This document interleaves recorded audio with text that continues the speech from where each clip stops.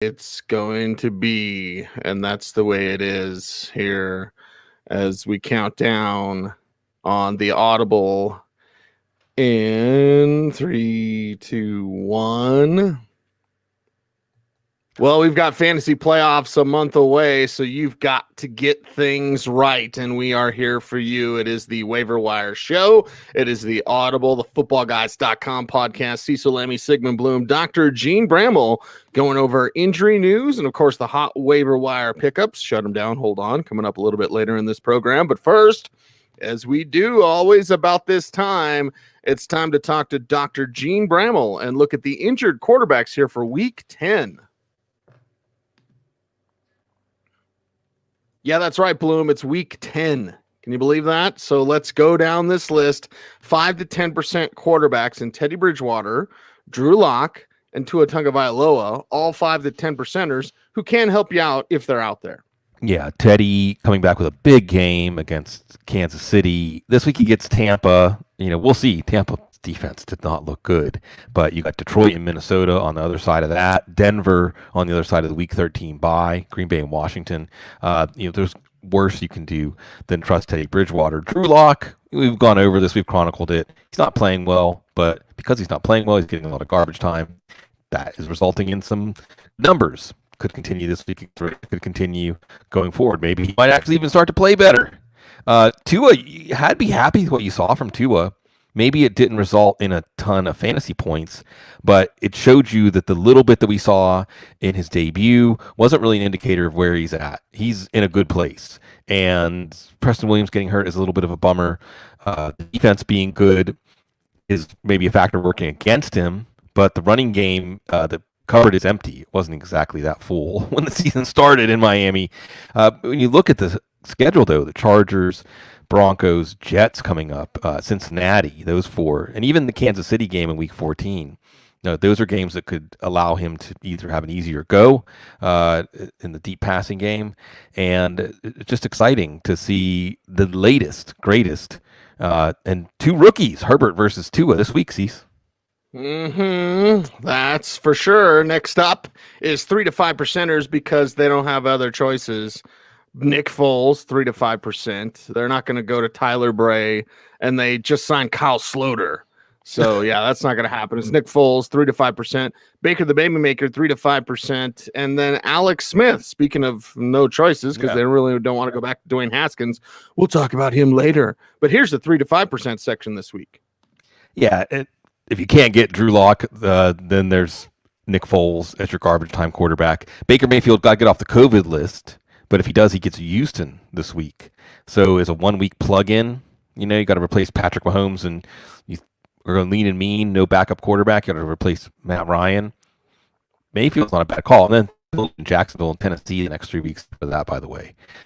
Now, we'll see if the return of Nick Chubb hopefully makes Baker Mayfield only throw the ball 15 times. And then Alex Smith, we're not watching like a horror movie, Cease. We're not watching through our peeking through the keyhole. Please don't get hurt. He threw some picks, and Washington didn't come through and get the win, but he also racked up a lot of yardage, was very productive. So it's not just an inspirational story now. And if you want to be inspired, face the Lions defense. That drives everyone to their best. That's who he gets this week if you need a 1 week. And I agree with you, Cease. I don't think they're going to go back to Dwayne Haskins. We'll talk about him, though, in a second. Yeah, we're going to get there because we've got 1%ers left. And Jake Letton, some people might say, Bloom, why isn't he a little bit higher with his performance last week for the Jaguars? That'll continue going forward. Nick Mullins, 1%er, provided they don't try to replace him. Chase Daniel, Garrett Gilbert, Dwayne Haskins, there he is, and Case Keenum. These are all very deep 2 QB superflex leagues. But here's the 1% list. Yeah, with Luton, I mean, probably his only rushing touchdown of his career, at least of more than 1 yard. That helped. Playing Houston helped. And he had one deep shot to DJ Chark, and then that desperation drive. But otherwise, he looked like a 6th-round rookie quarterback. Not overwhelmed, not like Ben DiNucci, 7th-round rookie quarterback. So 1 round makes all the difference, right? We'll see. Against Green Bay this week, he's still a desperation play even in 2 quarterback superflex leagues, but you can always use that depth. Similarly with Mullins. And Mullins was reasonably productive and looked okay, but that's because Green Bay had the game in hand by the 3rd quarter. So they just let up, and then it was practice for Mullins and Richie James. How will he look against New Orleans? Did you see them disembowel Tom Brady? See, I think for a second there, you could see Tom Brady's soul just like jump out of his body when Trey Hendrickson was coming at him. Yeah. They're saying the best half of football the Saints have ever played. I can buy it. Yeah. How'd you like the interception? How'd you like the Antonio Brown pull-up interception, by the way? I love. See, we don't do the recaps of the Sunday night game. No, we don't. We should, though, and then ignore the Monday night game this week. And Trey Hendrickson, man, FAU Shrine game, a 3 years ago.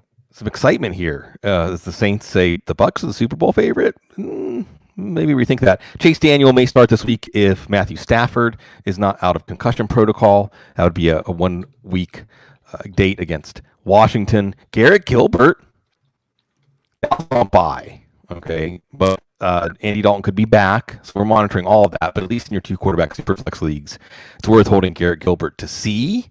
Dwayne Haskins, and it's an interesting conversation because it's so wild. See, you look at the draft order, right? Like we're far enough into the season, week 10, we start to look at the draft order. 3, 4, and 5 are all NFC East teams. So, that's what separates Washington. Like if they had pulled out this game, if they just swept the Giants, which they had a chance to, then we'd be talking about them neck and neck with Philly. Instead, we're looking at them as a top 5 pick. Will they at some point give a longer evaluation to Dwayne Haskins, or have they already made up their mind on him? There's some chance that as the season goes on, or Alex Smith could get hurt too, but there's some chance for your 2 quarterback superflex leagues that Haskins could play again. And then with Case Keenum, we're just watching Baker Mayfield on the COVID list. If Mayfield is not cleared to play for this week, again, Houston, the opponent, so Case Keenum might have some 2 quarterback superflex appeal. Ken asks, is Minshew worth a stash? Like, is Lutton going to do enough to keep Minshew out of the lineup? It's a week-to-week situation. So, I suppose in the same way that Haskins is worth a spot just in case in your 2 quarterback superflex leagues, because any quarterback that starts, especially as we get down the stretch, becomes valuable. Then sure, I think there's a chance Minshew could be reinstalled. I think if Luton keeps playing the way he did, then they'll continue to go with him. But there's always the chance that the bottom could drop out quickly. We saw that with Nick Mullins earlier this year. So I think Minshew in your 2 quarterback superflex leagues is probably a hold on. Hold on for one more day. Hold on, because it's time to go to the good doctor. We got quite the collection of running backs this week, but in order to jumpstart that list the right way, it means Dr. Jene Bramel will join us to discuss who's banged up at the running back position entering week 10. Okay, Bloom, I feel like I should just step back and let you go, because this is a huge list of running backs. Yeah. Well, and what it stands for, Cease, the longtime listeners, viewers of the Waiver Wire show know that we reached the half point of the season in week 9, and we're more than halfway through the bye week gauntlet. That means it's time to start stocking your bench with backup running backs. And if we needed any more reminder, Cease, I don't know if you looked at the running back rankings from week 9. You had, of course, Dalvin Cook and Christian McCaffrey. After that, I'm talking top 5. Guys like Duke Johnson, Kalen Ballage. Ryan Nall was like running back 13. It was horrible. An absolute bloodbath. There are a lot of people looking at their lineups and seeing running back as the where's the beef position. Maybe they think why they lost in week 9, but everybody felt like that. So now we're at the point where we're prioritizing. You make sure you have depth at tight end, quarterback, wide receiver, but every spare spot, you want to have a backup running back. Starts with Mike Davis. Mike Davis, 25-50%. We'll see about Christian McCaffrey, and see if you can chime in on this, because Christian McCaffrey, according to Ian Rappaport, in doubt for week 10, but then we hear from the team day to day. I can't remember who it was on my Twitter mentions said day to day until they see the results of the MRI. So day to day is just like a meaningless placeholder right now. It's like a push pin. They're just putting a pin in it for now. So I almost had Mike Davis as 50+%, but I think early indications are this probably won't be season ending or another IR injury for McCaffrey. So I don't know that you should empty the wallet, because based on how much has happened this season, we still have a lot more ups and downs on the waiver wire left. So you might not want to empty the wallet for Mike Davis if he is going back to being a backup. But he's the most valuable backup because of what he's done this year, and because of the chance that he could start again in week 10 and maybe longer. And then the next tier, I'll just do the next tier, and then I'll tee you up, Cease. And these are familiar names. Latavius Murray. And I think with Latavius Murray, it's simple. We saw last year that when he's a starter, he's a league winner. And the Saints are surging. I mean, what more do you need? Latavius Murray, as an unquestioned starter, would be top 20 pick. And then Jamal Williams, much like Mike Davis, we've already seen he can get it done if he's the starter. Yes, Aaron Jones looked healthy against San Francisco, and the calf injury probably shouldn't be a worry. But at this point, Cease, what we're looking at is, Adrian Peterson might get you 6 or 8 or 10 points in a pinch or something like that. But Latavius Murray can win your league. Jamal Williams can win your league. Mike Davis can win your league. That's how you should be thinking about your running backs on your bench. What's the best case scenario? I want to round up those best case scenarios and especially keep other people from benefiting if these guys come on and get a chance to start in the second half of the season. Yeah, and that next waiver wire section includes guys like Darrell Henderson, J.D. McKissic. Now that we've got Alex Smith as the starter, well, McKissic's going to get, 8 catches a game? 10 targets, 8 catches, right. Sounds about right, or somewhere around there. Enough to be PPR flex-worthy, that's for sure. Tony Pollard needs a larger role. We'll see if he gets it. And then Jordan Wilkins, as that confusing Colts situation continues. These are all the 15 to 30% guys. Yeah, and again, the numbers, don't get hung up on them. They're just guidelines of ranking these players in tiers. So lots of different flavors here, right? Darrell Henderson might have been dropped during the bye, got a little banged up. He's expected to come back. I do think that we're more likely to see a 3-way committee coming out of the bye than we were before the bye. Henderson's injury notwithstanding. But also, Henderson has looked good when he's gotten the opportunity, and at the very least, he's still what-the-heck flex kind of depth. McKissic, you mentioned, exactly, you nailed it. He's going to get a ton of targets. In PPR leagues, maybe we're underestimating him, honestly. He could absolutely be a strong running back, too, going forward. So if you need someone to plug in this week, maybe McKissic is the 25 to 50%er. If you're fine at running back and McKissic wouldn't get in your lineup, then you're looking at somebody with that high ceiling. Tony Pollard, Ezekiel gets hurt. Dallas's offense is terrible. Pollard looks good. Pollard could have some standalone value. There's a lot of different angles here. Obviously, if Dak Prescott was the quarterback, Pollard would be up there in the top tier of handcuffs, and he looks so good. Hopefully, they'll use him more, at least to give him flex value. And then Jordan Wilkins. I don't know what to make out of this, Cease.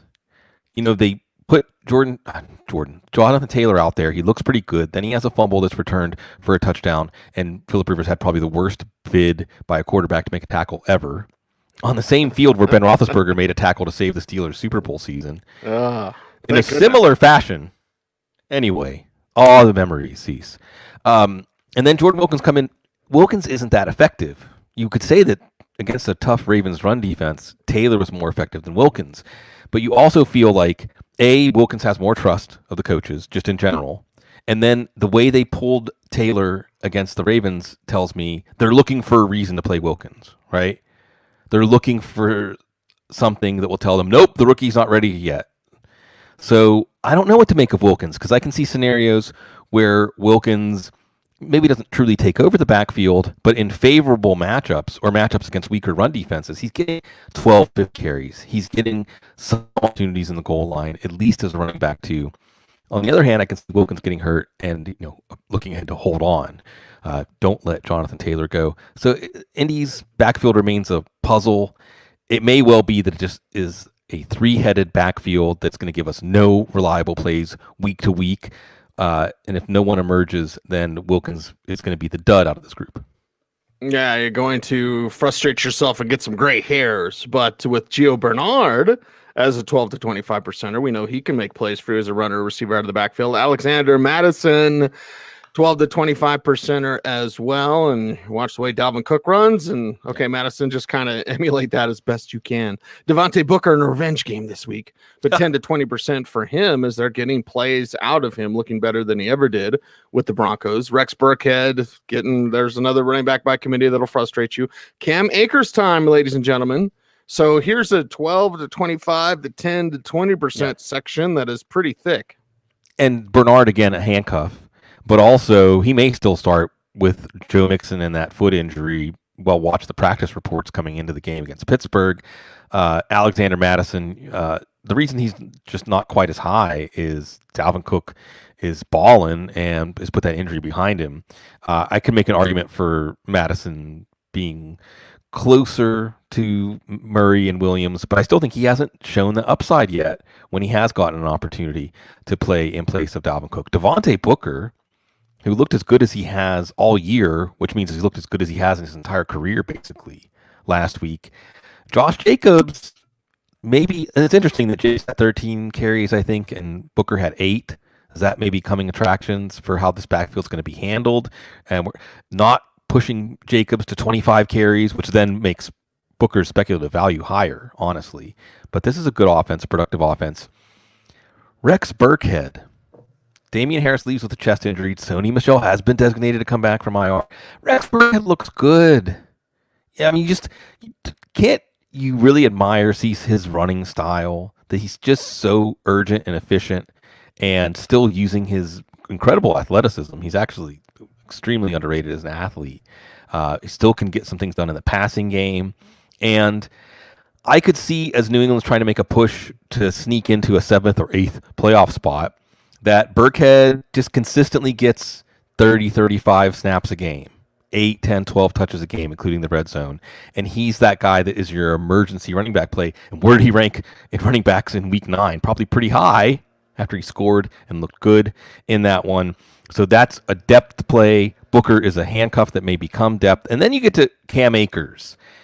And Cam Akers is just kind of like a scratch-off ticket, a mystery box. Because we know his talent, and we even saw in his reception. Go back and check out the reception that he made in the Week 8 game. It's there. It shows up on an NFL field. But much like that Colts backfield, we might just see the Rams really settle this, not really give us a consistent play week to week. But would it surprise you, Cease, if Akers is a fantasy relevant player in some way, form, whether it's Henderson getting hurt, whether it's Akers just making some plays that force them to use him more? So I'm really puzzled by Akers. I don't know what category to fit him in, but I feel like he should be on a roster. Hot hand in fantasy playoffs. Yeah. Means Cam Akers could win you your league. It's a little, it's like roulette. Watch that bounce, and it bounces in 22, and then it bounces out. Yeah. Like, okay. All right. But keep an eye on that. Next section, next song. There's a Tenacious D reference. Wayne Gallman, Duke Johnson, who they've been saying, we're going to use him more. Okay, well, now, yeah, go. Do it. Sick of hearing about it. Joshua Kelly, Jerick McKinnon, Boston Scott. This is your 7 to 15% section. Well, we look at this group, and again, we've got some different flavors here and different usefulness, right? Because if you need someone for just this week, Duke Johnson is there with the possibility that David Johnson will sit with his concussion, and he's still the backup, the handcuff here, but lower ceiling for the situation and for the player. Wayne Gallman has scored in 3 straight weeks. Don't know if Devontae Freeman's going to get back on the field this week against Philadelphia. Gallman, modest ceiling, but can help you out. And maybe when Freeman's ready, they still play Gallman. Joshua Kelly. And it almost feels like the Chargers don't want to play Joshua Kelly. This is like JaMychal Hasty, right? Like, okay, if we have to play Kelly, we'll play Kelly. Because we saw last week Justin Jackson go down, and it was Kalen Ballage, who we'll talk about in a second. Kalen Ballage coming in and looking better than Joshua Kelly. Kelly still has some end of the bench value, and it just seems like he's going to keep getting back on the field because everybody who takes touches away from him gets hurt. We'll see if Ballage puts an end to that. Jerick McKinnon, probably more of a desperation play going forward. I don't know if we're going to see Raheem Mostert back this week. If we don't, and the 49ers have a bye in week 11, so it may make sense for them to sit Mostert for one more week. Then you have McKinnon starting against New Orleans. I mean, maybe he'll get a lot of receptions there.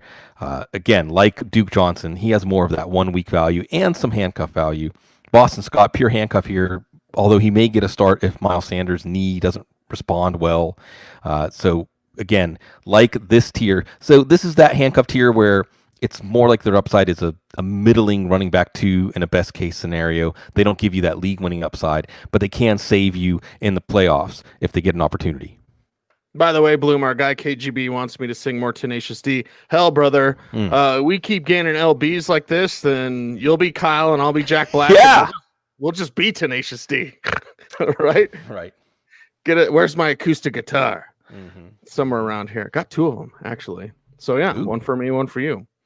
Okay, next song, Malcolm Brown, 5 to 10%. Here we go. Rams backfield, rinse, repeat. Here we go. Brian Hill, 5 to 10%. As you see, Gurley, gamesman-like effort, out there pounding the rock, scoring touchdowns certainly, but Brian Hill could do more. Mark Ingram, Benny Snell, all 5 to 10%ers, and hell, let's throw in the 3 to 5%ers because there is Kalen Ballage. And we had it pointed out by Adam in the chat room, Senior Bowl superstar. Yeah, I remember everyone at the Senior Bowl was like, oh my God, look at this size and look at this. Everyone except Matt Waldman, by the way. Anyway, but Jordan Howard, Tremaine Pope, as long as his concussion's okay. So we got a 5 to 10% and a 3 to 5% section. Malcolm Brown, pure emergency play. But, if we were to project the running backs in the waiver wire show this week, Malcolm Brown would probably be a top 5 projection among this group because he's got some steady value with his role in that backfield. So he's more of that emergency play. If you look at your running backs, only 3 deep that you feel comfortable with, Malcolm Brown might be a better pickup for you. So you have at least that firewall of someone to get you 6-8 points. Brian Hill might get you 6 or 8 points in a typical week. I don't know if he's going to take over for Todd Gurley, but if you watch the way they're used in the first half of games especially, it looks like the Falcons are considering tightening up the workload split. It still is Gurley at the goal line, though, as it should be. Mark Ingram, you just wonder after Indianapolis stonewalled Dobbins and Edwards if when Ingram's ready to play, which could be this week against New England. New England's run defense looks tired, too.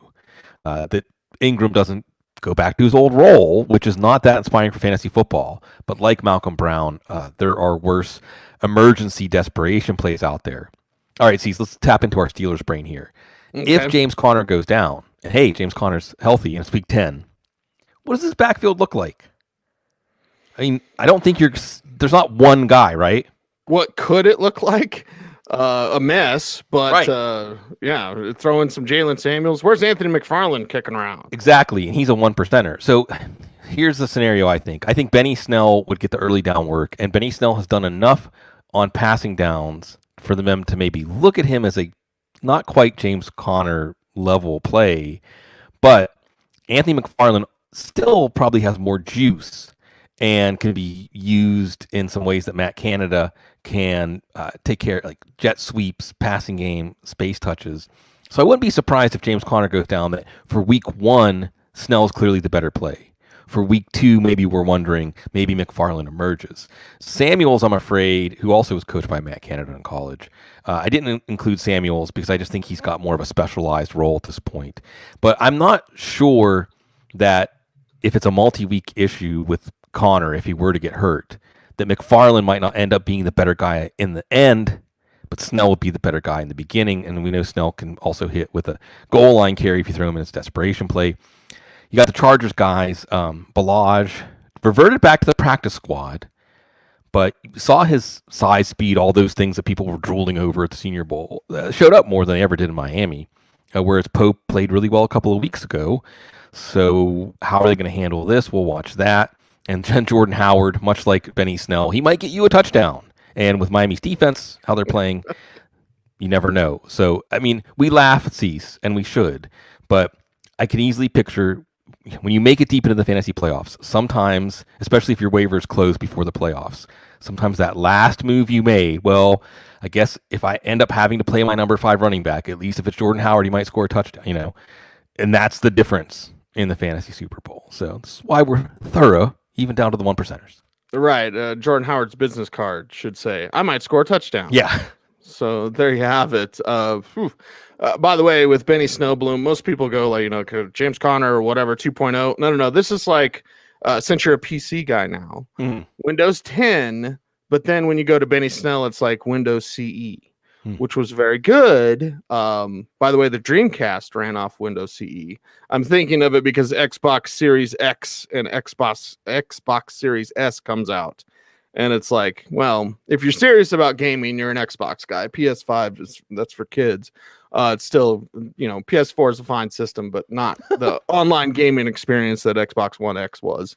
And this still includes by the way, Gaming Minute. This concludes the Gaming Minute on the Audible. Don't get me started. But get me started on this. The Wrecking Null.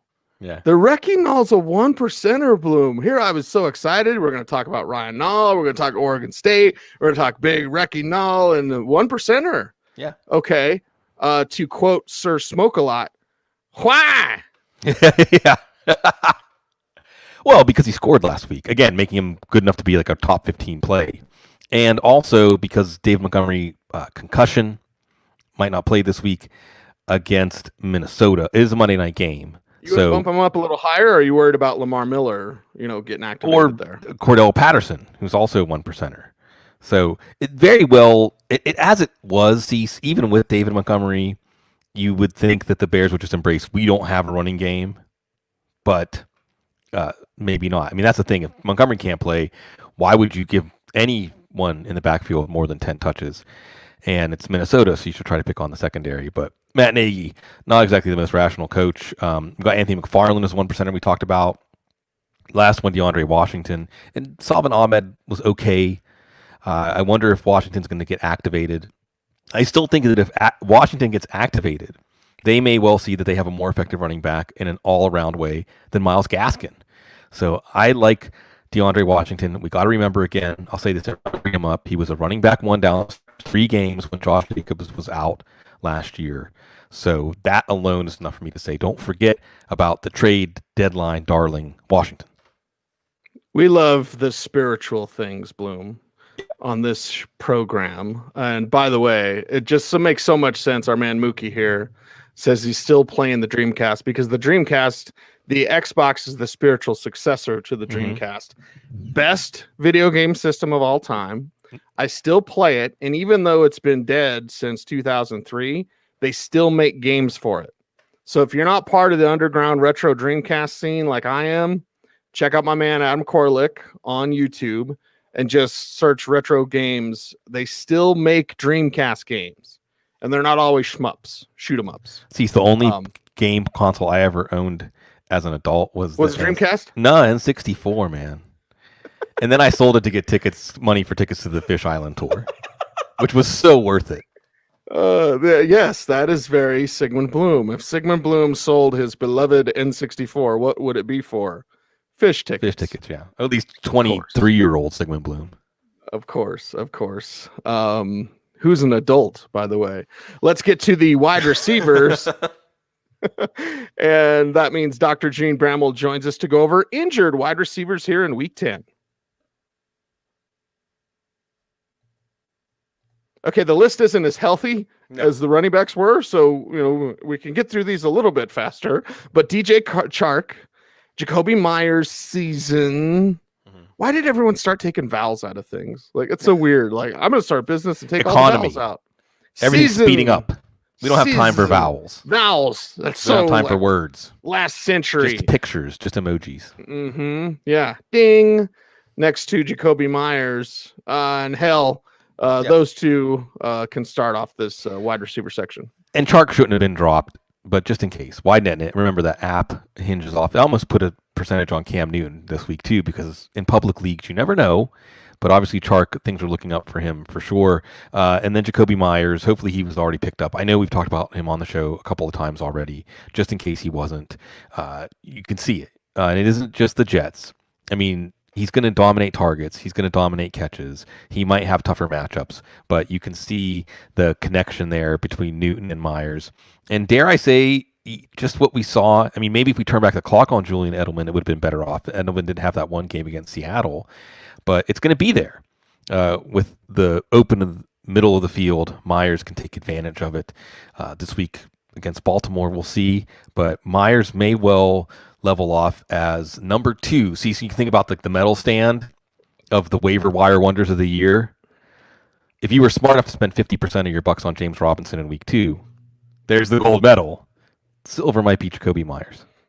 Just might be. And to follow that up, Rashad Perriman, God, if you listen to help, if he's just healthy, he's so good. Yeah. And he's rarely been healthy, like ever. And he even lacks the explosion he used to have, dude. Right. Like, watch young Rashad Perriman and watch him now. And it's like he's not as good, and he's still really good.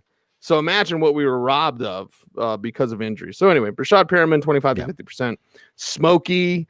And here's the thing. Like, one, it's Seattle's defense. You go, okay, well, Seattle's defense sucks. But 2, Bloom, Josh Allen is just better when he uses John Brown.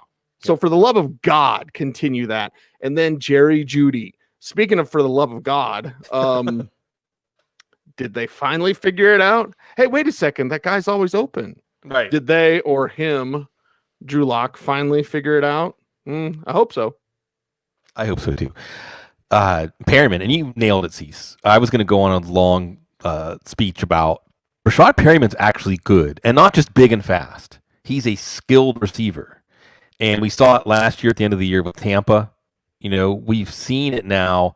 I think was it with Cleveland that he kind of revived his career. So Perryman's got game. He just can't stay on the field. Even last night he limped off the field, but then came out and scored another touchdown. So will it be the same if Sam Darnold's back out there? It's after the bye, too. That's why Perryman's not a 50-plus percenter. It's his injury history and the fact that you're picking him up to sit on your bench. But still, Perriman could get hot here, and you almost hope that Darnold sits with that shoulder because of the way that Flacco was targeting him. And, of course, they played together back in Baltimore. John Brown, we love Smokey. We love Smokey. We just love him. And, yeah, Josh Allen loves him. The whole offense is better. And we've seen this with a couple of players, Cease, where, again, we get into these discussions, oh, well, when this player comes back, there's less to go around. But if the player coming back increases the efficiency of the entire offense and makes the pie bigger, there can be more for everybody. And I think that's what we saw with John Brown. Certainly against Arizona this week, Brown can get a wide receiver 3 flex look. Jerry Jeudy, Steve has been telling us this story since training camp. So it's simple. Drew Lock, Steve is kind of like a Madden again. You know, just doing the same thing. Just throw it to that guy. You know, it works. It works better than most anything else in the Broncos offense right now. We'll see if it works against Las Vegas. I don't want to give too much away, Bloom. Ooh. But they're basically running. If you look at route concepts, and they'll flip the field, you know what I mean? So it's like Madden, like, oh, press RT and then flip the field. Like, they're basically running like 5 pass plays. Yeah. That's it. Okay, I'm going to run this the code. Rub over concept, and if the linebacker stays with the tight end, then I'm going to go to the guy in the middle. If he stays with the guy over the top, then I'm going to go to the tight end. Like, it's very, very simple. Very, very, very, very simple. Okay, let's get to Alan Lazard. He's back. We're back. 10 to 20%. Jarvis Landry, 7 to 15%. And David Moore, 5 to 10%. Let's not forget about him. So Lazard will be back just on the occasion of Valdez-Scantling getting 2 touchdowns. We know that Aaron Rodgers has a good relationship with him. Rodgers is dealing 24 touchdowns, 2 interceptions through the first half of the season. Jarvis Landry, the old warhorse, he's going to play through any number of injuries. Without Odell Beckham out there, at least he gives you a reasonably high floor wide receiver 3 flex.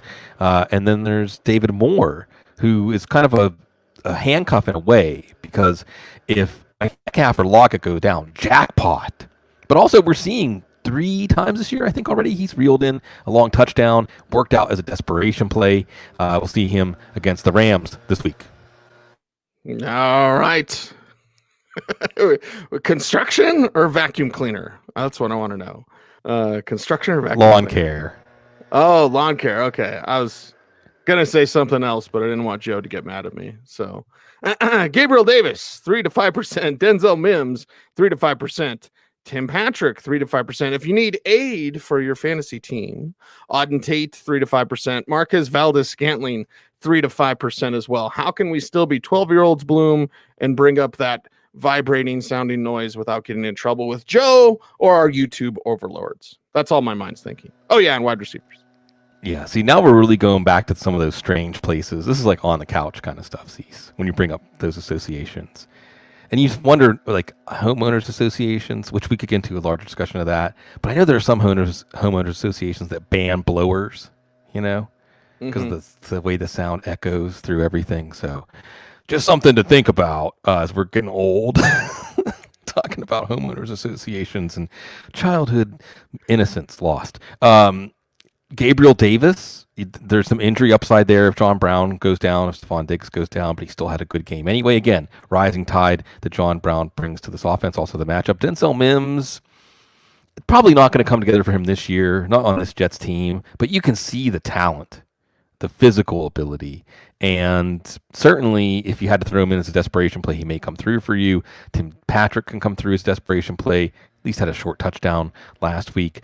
Auden Tate, you may look back and say Auden Tate should have been higher because we see him go into the bye catching, 7 for 62, which in PPR, you'll take that any week. You also have Joe Burrow and the Bengals focusing on red zone conversion rate. They want to convert more in the red zone. What play could you run in the red zone with Auden Tate that may increase your effectiveness? Something that we saw working almost every day in training camp when Auden Tate was the MVP of training camp. So I would not be surprised if Auden Tate becomes a prominent target in the red zone, and maybe he's being very underrated here. Coming out of the bye, he's probably on the waiver wire. Marquez Valdez-Scantling showing signs of life. He had a long touchdown in week 1, too. So maybe even though Alan Lazard's back, he can keep it up because it's Aaron Rodgers. If you have to throw someone in out of desperation, Valdez-Scantling has a chance for a long touchdown can help you out. Our man Fletcher says Sig is the lawnmower man, so I am God here. Danny Amendola, 1%. Demir Bird, 1%. Chris Conley, Richard Higgins, Richie James, and Cam Sims. All not Steven Sims. Cam Sims, all 1%ers who could make you feel like a fantasy god. Yeah, so desperation plays. Danny Amendola, we'll see if Kenny Galladay's back. Also affected by whether it's Stafford or Daniel. Demir Bird, he's not winning outside. It's kind of sad for Demir Bird because we're seeing exactly why he was always like a returning fifth wide receiver. That's what he is. On this Patriots team, he's an every down player. But he almost had that touchdown last night. He can come through for you as a desperation play. Chris Conley, well, there's a chance Fiska's going to play this weekend. But if he doesn't, Chris Conley got a lot of targets from Jake Luton. Richard Higgins, again, desperation play. It is Houston, though, so it can come through for you there. Cam Sims, a tall drink of water. I mean, you can't argue with the way he converted on those long targets. And Richie James, I'm putting him in as an honorary 1%er because chances are Ayuk's back. Bourne, we'll see. Debo's going to be back. They have a bye coming up. But wasn't it nice for just one night, Cease, to see Middle Tennessee State star Richie James star on an NFL field? Yeah, and it's one of those things, like, if you've seen him in training camp or you've seen him in you're like, okay, there's something there. And then you never see it. And then it shows up and then it goes away. Yeah. So, all right. That's what we get with one Richie James. What would we get with the tight end position? Well, that's where Dr. Jene Bramel will join us once more to go over the injured tight ends here in week 10. Dr. Jene, take it away. Okay, Bloom, a lot of people scrambling at the tight end position. So 15 to 30% for Jimmy Graham. And it's one of those guys. He's on your roster. He's off your roster. He's on your roster. He's off your roster. Double check. Triple check. He might be out there. Yes, he's fine. Just off the top of your head, what do you think the ranking is for Jimmy Graham on the season among tight ends? 5. Yeah, 6. Okay. Which, again, shows it has been just horrible at tight end. I mean, it isn't a way to talk up Jimmy Graham. It's a way to say if you don't have Kittle's out of the conversation. Basically, if you don't have Kelsey, Waller, or Hawkinson. Am I leaving anyone else? Is there anybody else you feel comfortable playing every week at tight end? No, Dallas Fant. Goedert, we'll see. No Fant. No Fant. Well, and Fant has not done that yet, but could get up there. So Fant, especially with Albert O out. And by the way, Fant, I did not list. Fant would be above Jimmy Graham. I mean, I have Fant above Jimmy Graham in the upgrades. I just figure he's rostered, but Fant would be more like a 20-40, 25-50 if he's out there because of Alvaro going out. Although, what on Fant's ankle, Cease? Just nothing, little tweak? No, I mean, he's been battling it for weeks now. So he's like 80% of what he normally would be. So he's out there battling. And, well, why does this happen every show, Bloom? Last year, there may have been an insinuation by some that Noah Fant was a wuss. Not from me, not at all from me. So I'm just telling you that there may have been an insinuation by some that Noah Fant was a little soft. Well, guess what Noah Fant is playing through now? An ankle injury that's maybe a little bit more problematic than some people would think. And by the way, Bloom, he's still looking good, even with said ankle injury. And it's almost like he's thumbing his nose or putting up his middle finger. Whoops. Wrong one. There you go. Close enough. He's doing that to those that might have insinuated that he was a little soft. And if you just listen, then you'll know what I mean. Yes. So, all these things factor in. So with Jimmy Graham, he was tight end 6 going in, and you also have a good schedule, and you have, again, this Bears offense should just be pass all the time. So he is your top pickup. And I think you plug him right in against Minnesota. Okay, then let's go down the list. Austin Hooper, Mike Gesicki, Mo Alley Cox, Irv Smith are all either 10 to 20% or even 5 to 10% for Irv Smith. Oh, I just wish it was more. I wish it was more for Irv Smith, and even Mo Alley Cox, because hell, Bloom, I might bench Mark Andrews going forward for Mo Alley Cox. Exactly. That's the question at tight end this week. Who are we benching Mark Andrews for? Which means Andrews is going to get 2 touchdowns. Austin Hooper, we haven't seen yet how big of a role Austin Hooper plays with Odell Beckham out because he had that appendectomy. So Hooper levels off as a 5-catch-a-game guy and becomes one of the reliable tight ends to play in the second half of the season. There's a chance Mike Gesicki becomes a reliable play. We saw he and Tua Tagovailoa hook up a few times. Waiting on news on Preston Williams' foot. Now, if that's a multi-week injury, you have to think that pushes Gesicki up in the target pecking order. Mo Alley Cox should be at the top of every pecking order of everything ever. I mean, the man is an absolute a specimen, to say the least, when you watch him play. It's like it's something wrong with my TV because one guy looks so much bigger than all the other guys. His knee continues to be an issue. So that's the problem. But Jack Doyle has a concussion that's an issue. And I think Alley Cox is still going to maintain a role as long as he's out there on the field. I just get a fuzzy feeling when I get a chance to play Alley Cox. Not so much with Irv Smith. He's like you say with Irv Smith, could it be more? Could he just play for a team that wants to throw the ball more than 20 games? That's a problem. But he had 2 targets, both touchdowns this past week, so that gives you some hope for him as a desperation play, but also somebody who may grow into a more stable role by the end of the year. But with Minnesota playing better, that becomes a little more difficult. Here's the problem with Mo Alley Cox, besides the being a little bit banged up, is they love Trey Burton. It's like, okay, 1%er for him. There we go. Tyler Eifert did a thing. So, hey, it's one of those situations like if you need him, and as long as he's healthy, he's going to do something. He's got talent, 1%er for him. And there is Ross Dwelley. Can you do a little bit more? Well, maybe if it's not the Richie James show, then Ross Dwelley can. Yeah, it's kind of an elimination match between Dwelley and Reed, and greatly outperformed, outsnapped Reed. Maybe that changes in Reed's second week for now if you have to go to desperation tight end from San Fran. Dwelley, Trey Burton, and yes, you're right. I almost should flip those and make Burton the 5 to 10%er and Alley Cox the 1%er because that reflects more of the way the Colts coaches see these guys as parts of the passing game. But then you go back to Alley Cox and he rumbles for a 40-yard reception, and hopefully they come to their senses. And Eifert, he made a nice. It was the kind of catch he made like 5 years ago. Full extension, sprawling catch. Jake Luton doing a little more throwing to him. And 4 for 48, I think, last week. If you played Mark Andrews, I would take 4 for 48. I'd be happy with that. I would be happy with that as well. And I would be happy if you would all join in with me. Now, we got Sippy joining in. First-time listener here. Thanks, dude. Thanks for jumping on board here on YouTube. And, of course, check us out Apple Music, and Spotify, and all those sorts of good things. Tens of millions of downloads every single year, thanks to you guys. Audio-wise, help us grow our YouTube channel. And maybe the way you do that is you say, hey, wait a second. There's podcasts out there, and they do their thing, and they talk, and blah, blah, blah, blah, blah. And that's fine. That's great, right? Podcasting's a thing. We've been doing the show since 2006 when it wasn't even called podcasting because we're old. Now, even though we're old, we can still gear up and get that gumption and, jog sometimes.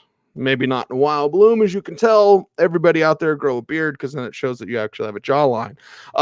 Anyway, how many winks and nods do we give on a weekly basis? The winking and the nodding. And the audience participation is a wink and a nod to you every single week, because there are things in your life that you may just want to get rid of. There are problems in this world that you may just wish weren't a thing. Well, every single week on this show, it's almost like scream therapy, except we're not, triggered and losing our mind. We're doing it out of fun. We're doing it out of love, and we're doing it with you each and every week. So you're going to scare your coworkers. It's going to be a thing. They're going to be like, I don't know why he does this every week. He's super weird. I might go to HR. Don't take it there. You might be in the gym working out. Somebody will be like, was that a grunt? By the way, one of my don't be that guys is don't be like overly grunty guy at the gym. Because it's like, okay, dude, if it's that tough to lift, then you don't need to be lifting it. Like you might, because, you're working out and that's fine, but don't be overly grunty. Hey, somebody's working out, ladies and gentlemen. What an amazing smell you've discovered. So I'm getting off track, but like wherever you're at, you're driving the kids around, walking the dog, whatever, there's a wink, whatever you may be doing. I want you all to join in with us. And for our new listeners and viewers, you may go, what the hell have I stumbled onto? But everyone say it with me. And this one means so much. It does. Cue the truck day! Boom, who are you weak? It's Buona Beast brought up in the chat. Grunting in tennis is still okay, though, right? Yes, of course. You got to do the grunt. Maybe you a grunt as you drop the player. As you drop some of these guys for week 10.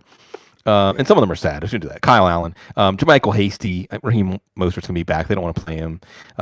Michael Gallup, what are we waiting around for? Albert O was nice while it lasted. Randall Cobb, I just think there's not a lot of fear of missing out. I know that in tougher matchups he could be okay. James White, he's not going to have that role this year. N'Keal Harry with Jacoby Myers on the scene. Eno Benjamin, that was rough. I didn't even get activated. Robert Tonyan. It's just with Alan Lazard coming back. Yes, Tonyan could hit here and there. Maybe we find a specific matchup where we like the tight end against Green Bay's opponent. But we saw Tonyan play a very small role on Thursday night. On a short bench one, Cecil, I'll toss it back to you on this one. For short bench leagues, Philip Lindsay, is there any gold at the end of this rainbow? Yes. Okay. Yes. So that gives us a reason to, I'll give it back to Cecil.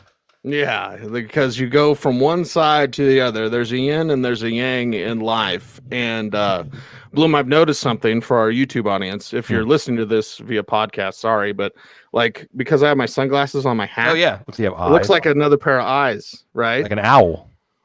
Exactly, because of my ring light. But I have the third eye. Mm-hmm. Open up your third eye and your pineal gland, and it'll tell you, well, maybe there are guys that I don't have to shut down. There are players that I need to, in fact, hold on to. And in week 10, who are those hold on players? Prince always had the sunglasses with the third lens there. Mm-hmm. That's some good stuff. Third eye. Roy Ayers. You never get enough Roy Ayers in your life. Check out the Roy Ayers tune, Third Eye. Okay, who we holding on to? Whew. I think you're holding on to Gus Edwards. Just goal line back. Baltimore's offense could get going. I'm not ready to throw him back just yet. Holding on to Marquise Brown. And then I know the frustration's building. I get it. And for Brown himself. In the fantasy playoffs, and I'll be writing up an article today on the fantasy playoffs, by the way. Cleveland, Jacksonville, and the Giants for Marquise Brown. That's enough for me to say, even if he just rots on my bench, I don't want to see him get hot. Devin Singletary with the offense looking better, even though Zach Moss is there. Matthew Stafford, it's the schedule again, even though he was playing poorly before he went out with that concussion.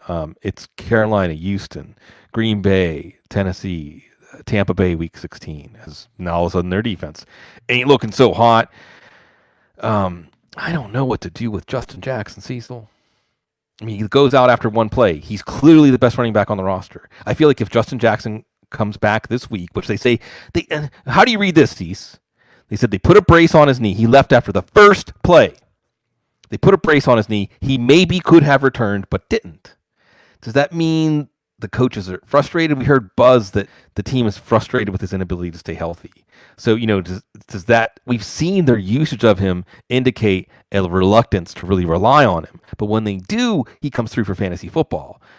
I wouldn't play him this week even if he's active. But if he looks good against Miami this week, then we start reevaluating this. Does he put the banana in the tailpipe again? Is he a sabotage drop? Because you've got the Jets coming up next week. You still have Atlanta. You have Denver week 16. And remember, there's no guarantee that Austin Eckler is going to come back. Let's say you about Justin Jackson.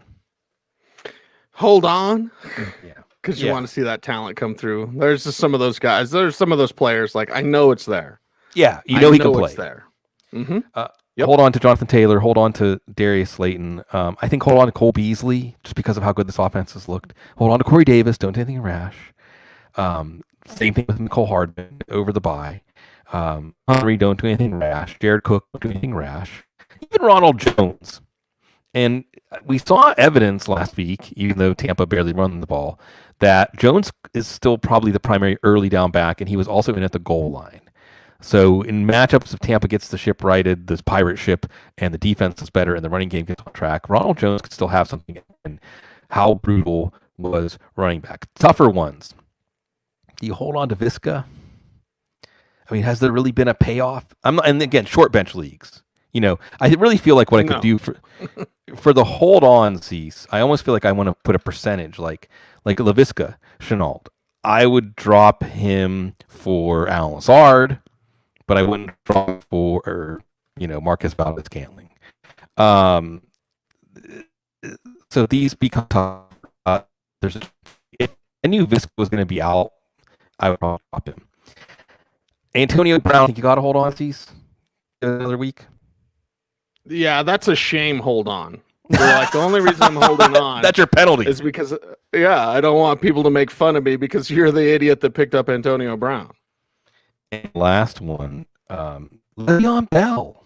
And I get it. Speaking of shame, frustration, there's been nothing there, right? You open up the present and there's nothing. That's it. There's a box. I'm looking through the box. There's nothing. Did someone forget to put something in here?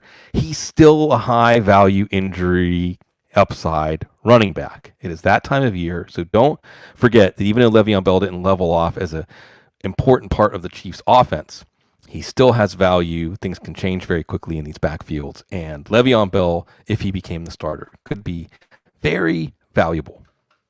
Now we got our man Sippy in the chat room. People are describing what is Q the Chuck D. Because I'm just thinking, Bloom, like this show, especially this show, because we have to splice in Dr. Gene, we have to splice in Public Enemy and all that. Like, it must seem very unusual to a new listener. Like, well, they talked about fantasy football, and then they ranted about vibrators in the Dreamcast. So I don't know. I don't know about this. We're real people, and our minds wander. Sorry, YouTube overlords. But we're not sorry. Sorry, not sorry for putting on the big show. We appreciate everyone out there for watching here on YouTube. And, well, do those YouTube things. Like, comment, share, subscribe, hit that notification bell so that you never miss a vid. Again, thank you for listening on Apple Music, on Spotify, tens of millions of humble brag, tens of millions of downloads every year because of you guys. So thank you very, very much for, have that behemoth show. We certainly appreciate it. We're humbled by it. We love interacting with you. Sigmund, especially on Twitter at Sigmund Bloom. I'm at Cecil Lammey, regularly avoiding social networking. But if you can catch me, then consider it, like, hey, I got Cecil on Twitter once. And then, of course, the show is at the Audible. Of course, Dr. Jene Bramel is at Jene Bramel as well. So we have fun. We talk football. We're the Audible. Everyone out there, for the great Dr. Jene Bramel, the fantastic Sigmund Bloom, I am the amazing Cecil Lammey. And no, I'm not a magician on the side of all the things that I do. Saying thanks for watching. Stay tuned and stay frosty.